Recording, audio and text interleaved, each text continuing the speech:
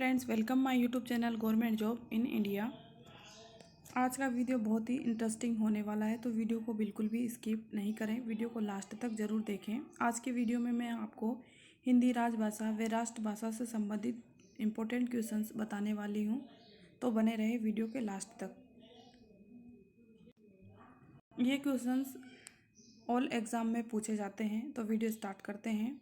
Question number first, राष्ट्रभाषा होती है अधिकतर राज्यों की भाषा, राज्य विशेष की भाषा, राष्ट्र की राजधानी की भाषा, राष्ट्र के लोगों के संपर्क की भाषा।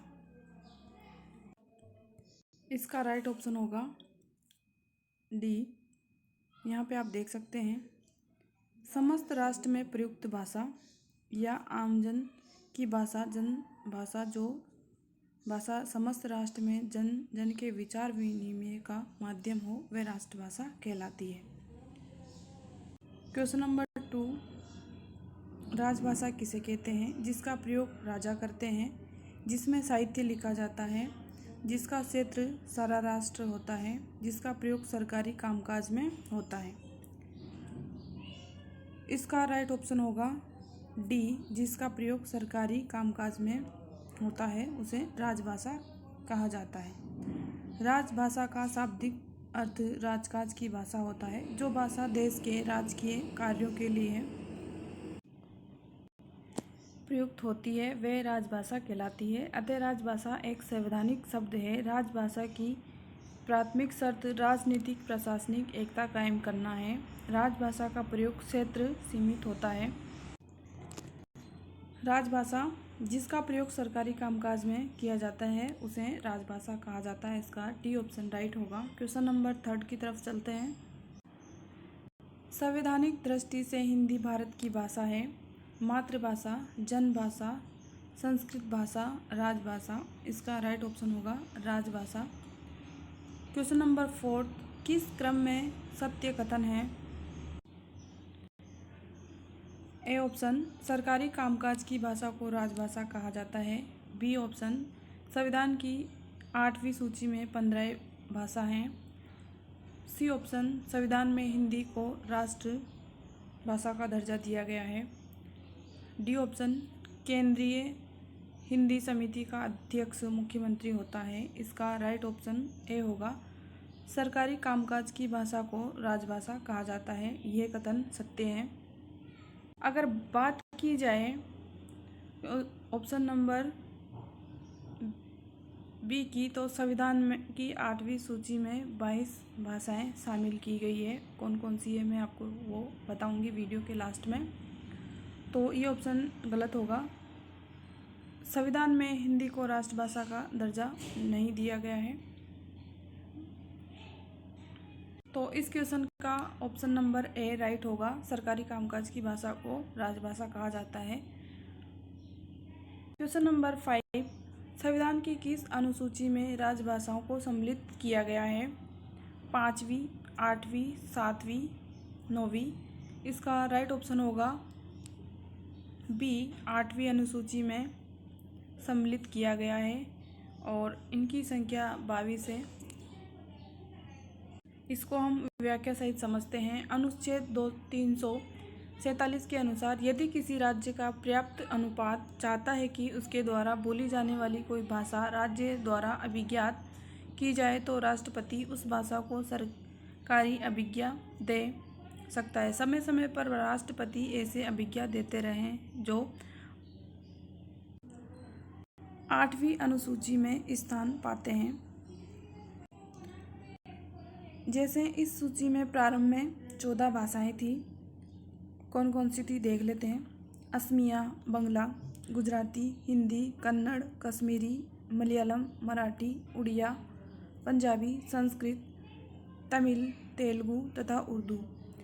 बाद में सिंधी को 12वां संशोधन 1967 के तहत, बाद में मणिपुर नेपाली को 71वें संविधान संशोधन 1992 के तहत शामिल किया गया था तथा बोडो, डोगरी, मैथिली, सांतली को 92वें संशोधन 2003 में शामिल किया गया और इस प्रकार 8वीं अनुसूची में कुल मिलाकर के 22 भाषाओं को शामिल किया गया है।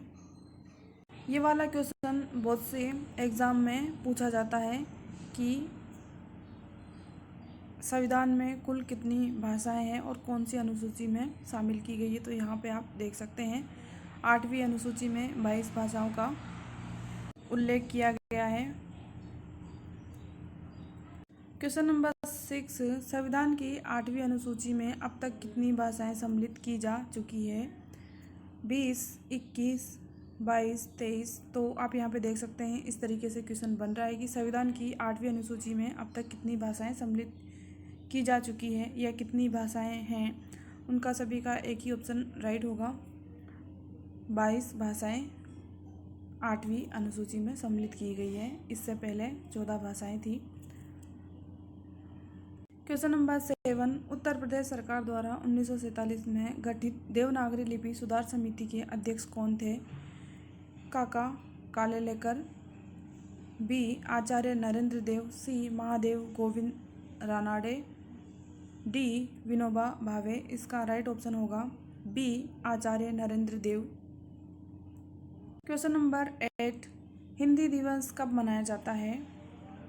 ए ऑप्शन 8 अक्टूबर, बी 8 मार्च, सी 14 दिसंबर, डी 14 सितंबर।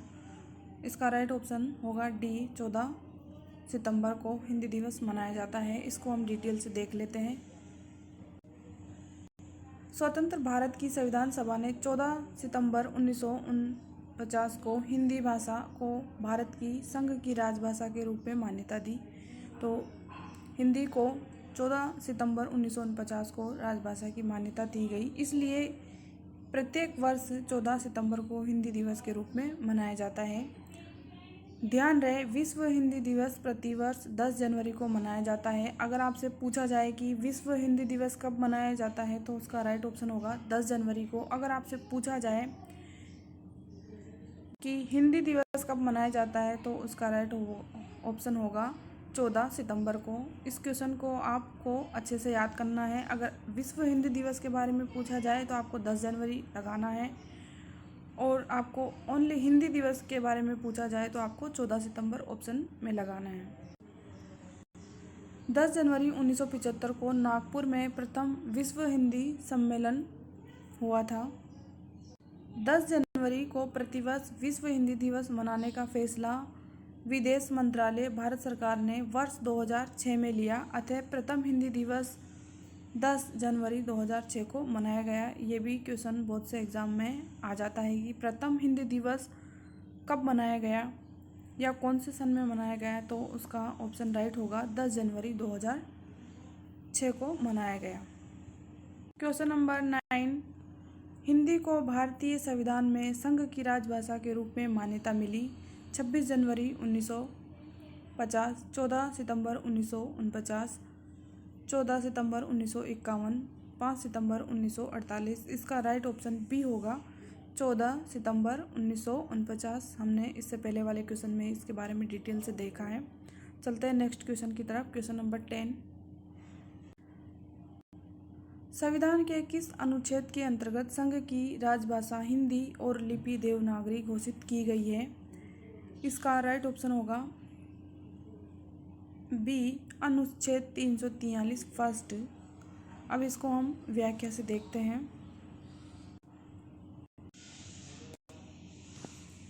भारत में हिंदी को संविधान की धारा 343 फर्स्ट अध्याय 1 भाग 17 के अनुसार राजभाषा घोषित किया जा चुका है।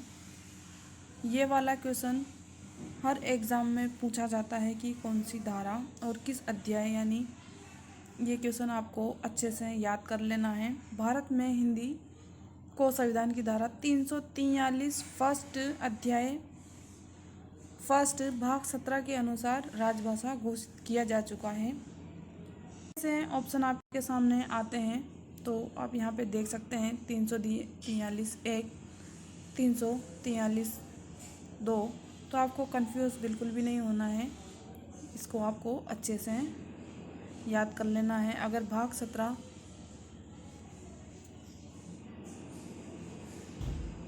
भी पूछा जाए या 18 भी पूछा जाए तो आपको ऑप्शन सही होना चाहिए। इसको अच्छे से आपको याद कर लेना है। संघ की राजभाषा एक इस अनुच्छेद के अनुसार भारतीय संघ की राजभाषा हिंदी लिपि देवनागरी है। साथ ही अंकों का रूप भारतीय अंकों का अंतर्राष्ट्रीय रूप रखा गया। सेकंड, इसमें संविधान प्रारंभ होने के 15 वर्षों तक 1965 उन सभी शासकीय प्रयोजनों के लिए अंग्रेजी का प्रयोग पूर्ववत किए जाने का प्रावधान किया गया जिनके लिए पूर्व में अंग्रेजी का प्रयोग किया जा रहा था। थर्ड, भारतीय संसद उक्त 15 वर्ष की अवधि के बाद विधि द्वारा अंग्रेजी भाषा का